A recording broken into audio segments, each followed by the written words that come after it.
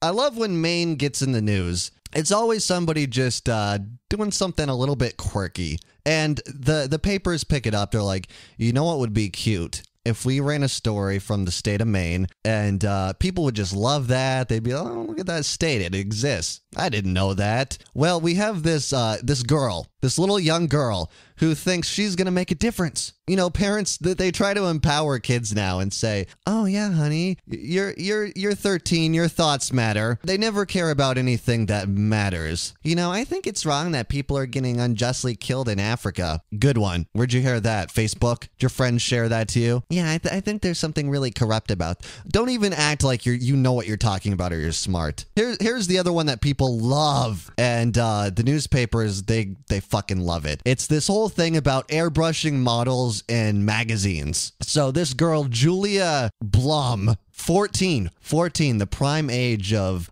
reason. Your brain's clearly fully developed at the age of 14. She's from Waterville, Maine. Now listen, I'm from Maine, but I still look very far down on anybody from Waterville. She's gaining national attention for activism, which we can barely call. She's challenging the newspaper 17, saying that it's wrong that they do this to women, that they force them to airbrush and Photoshop and make them skinny. It warps girls' self-esteem. Do you know how nuts that is? It warps their self-esteem. And what I don't get about this is that if I were to see a magazine, like let's just say a Men's Health, which I'm sure they're photoshopping abs onto these gentlemen, and I see a guy who's like covered in muscles in places where I didn't know muscles existed, I would look at it and I would say, you know, this bums me out. You're right, I do feel a little bit depressed. What am I gonna do about it? Maybe this will be the day where I decide to pick something up 10, 20, 30 times until my arms hurt, and do that every day until it doesn't hurt anymore. And maybe get off the couch. Maybe that. And then for girls, they can look at a 17 magazine. They can look down at their stupid flubby stomach and say, hey, maybe playing guitar and crying about my dad isn't enough to work the pounds off my stupid flubby stomach. But no, they don't want to ruin their self-esteem. They want to feel comfortable in their body. Why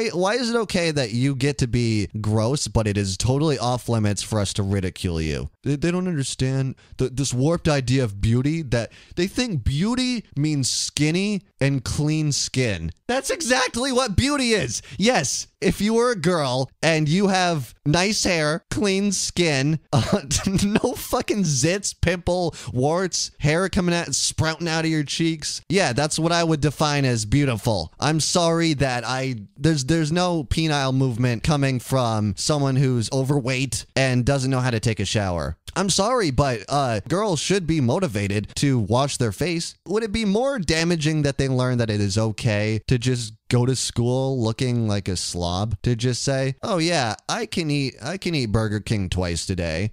I'm just going to drown myself in mayonnaise and ranch because it's okay. Because I read the latest 17 magazine where they had on Precious, and boy, was she doing a spread. She spread her legs wide open, and wow. Talk about journey to the center of the earth. It made me feel good about myself. I really feel comfortable in my body now. Right, because you're supposed to feel bad. You're supposed to want to look better. Who cares if it's fake? Shouldn't that make you hate yourself a little bit? There's nothing wrong with hating yourself a little bit. That's supposed to feel bad. Well, it's because of 17 magazine and things like this that girls start making themselves throw up. No.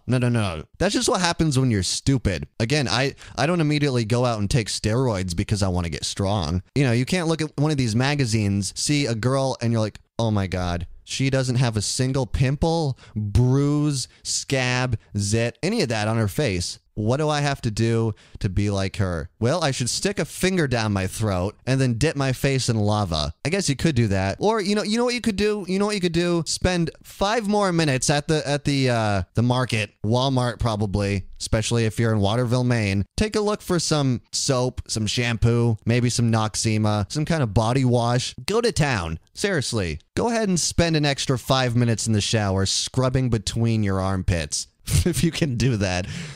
It'll be worth it. All of a sudden, a few weeks will go by, you'll look in the mirror, and it'll be a face that you're okay with looking at. And all of a sudden, you don't feel this urge to puke and then never text your friends again because you're embarrassed to go out in public. You know, you go to a fucking cafeteria and you see this stupid lady holding a cafeteria tray filled with French fries and ketchup, and her stomach's hanging over the tray. You can see she's wearing like a wife beater, and you can see her belly button protruding. And you can smell her from 3 yards away. All of a sudden, yeah, you don't really want to fuck her that bad. She's someone you don't really want to talk to as much. And then you're the bad guy because you have standards. All of a sudden, we have to be politically correct, and our idea of beauty has to be changed. It has to be switched basically with the word ugly because we feel bad for people who are ugly because it's not their fault. Yes, some people were born ugly, but you know what you do? Just live with poor people. Trust me. I see it all the time, especially living in Maine. Only shop at the dollar stores and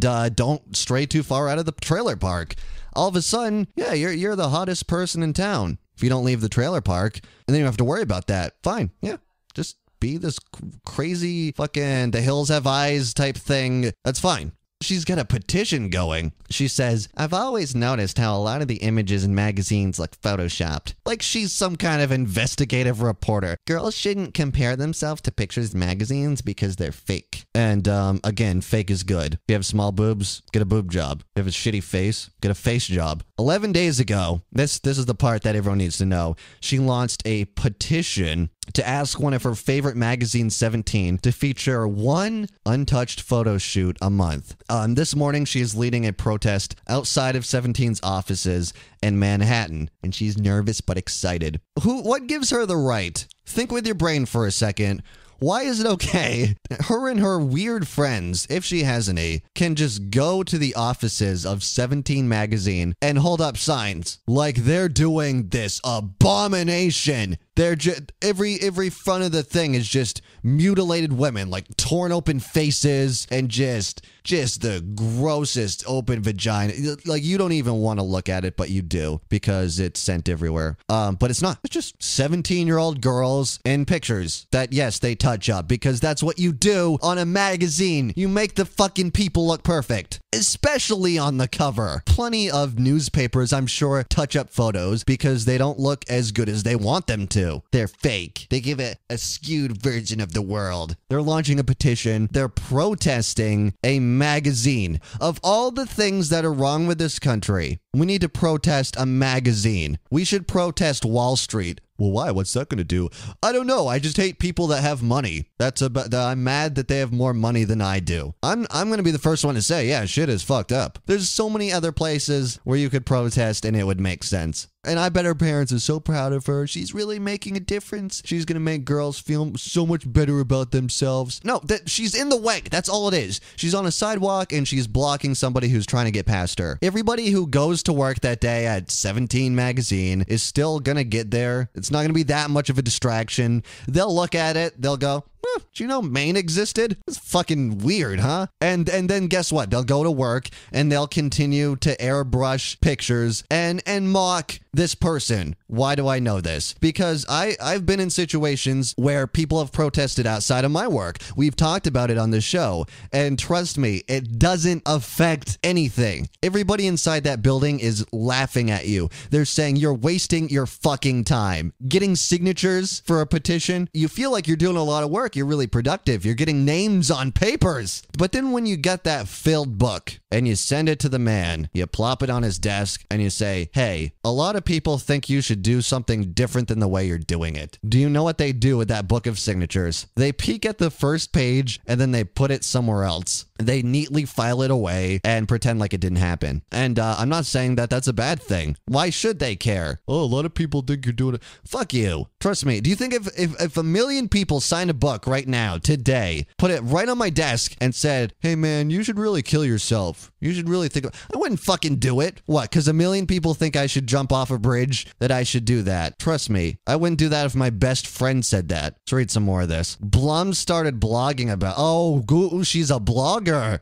She's been blogging about girls and self-esteem since a year ago. She joined Spark, a non-profit organization for 13 to 22-year-olds that calls itself a girl-fueled activist movement to demand an end to the sexualization of women and girls in media. Oh, isn't that one a doozy? One of the recent accomplishments was to get a meeting with the top Lego executives, reading this from the paper, to discuss among issues that the Lego Friends line of toys are demeaning to girls. For those of you who don't know, Legos are not made for girls. Why should you even know? Legos are a boy toy. You know what else is demeaning to girls? Lincoln Logs. Do you know why? Because boys make houses that have kitchens in them that women cook inside of. And that's how things happened in the log cabin days. Is it demeaning or is it historically accurate? You tell me the difference. The word pretty means skinny and blemish-free. Why is that? When so few girls actually fit into such a narrow category, it's because the media tells us that she's like a conspiracy theorist. The media tells us that pretty girls are impossibly thin with perfect skin. Yeah, I don't think that's the media. I think that's what our penises respond to. We see a skinny girl with nice skin and tits, and all of a sudden we want to have sex with them. It's this weird thing called chemistry that happens inside of our bodies. I'm sorry that the human chemical makeup is politically incorrect. And it makes you feel sexualized. Well, guess what? Sex is the reason why you fucking exist. The only reason that you were born is because your mom was probably wearing something really revealing and sexualized. You know, something showing off some cleavage, something really showing off that rack of hers. And it drove your dad nuts. So do you know what he did? He pushed her into a car, threw her down, ripped off her clothes, and inserted genitalia. And then a year later, all of a sudden, you're in the world. As of May 2nd, Blum's petition has nearly 24,000 signatures. She's surprised how quickly it took off. I didn't think it'd get this big, she laughs. Ugh. Even though she hasn't quite reached her goal of 25,000, editors are already paying attention. Why do we gotta pay attention to this? Again, it's a joke. This is not activism. This is you feeling like you want to have something to care about. You know, you really deeply think that this is a women's issue and you need to fight for the rights of your gender. And all of a sudden it's a petition. Well, I'm gonna propose this.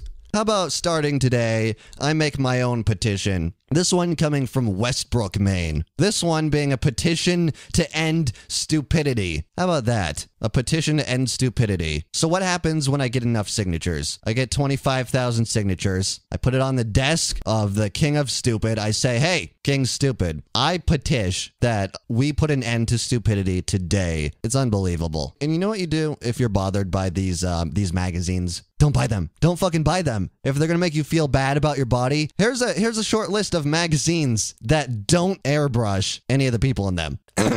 Popular Science. Pretty sure they don't do that at all. I'm gonna go ahead and say Talkers Magazine. Nobody in talk radio is even trying to be beautiful. That's why we got in the fucking industry. I'm going to say Nintendo Power. If you are sitting around playing a Wii, there's nothing that Photoshop can do to fix your face. I would probably say Highlights Magazine, but mostly because that's actually just drawn. And finally, National Geographic, because they're going for the real aspect. So I say we create a petition to end stupidity today, and we'll put it on the desk of somebody, and people like her, won't be allowed to talk. How about that?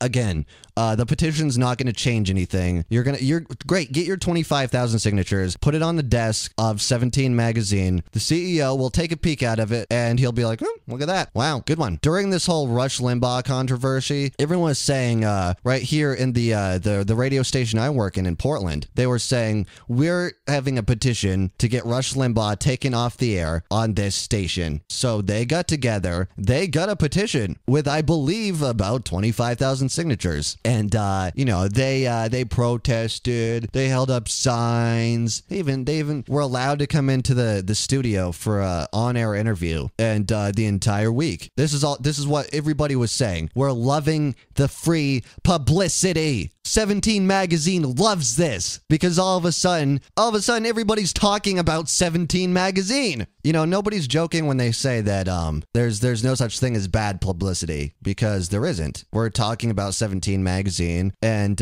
yeah, even though it's negatively, all of a sudden it's in your brain. And then all of a sudden, when you're looking at magazines, so you can learn a few new sex positions or what's trendy, you know, something about kissing and telling, and all of a sudden you're looking, you're like, I'm gonna grab 17 magazine because it's in my brain and I've heard of it and I was talking about it that one time, and especially if it's controversial. Why would you want to read a bland, lukewarm, non-photoshopped magazine? It's boring and it's ugly. She needs to learn that she's not making a difference. The only difference is that my penis is softer.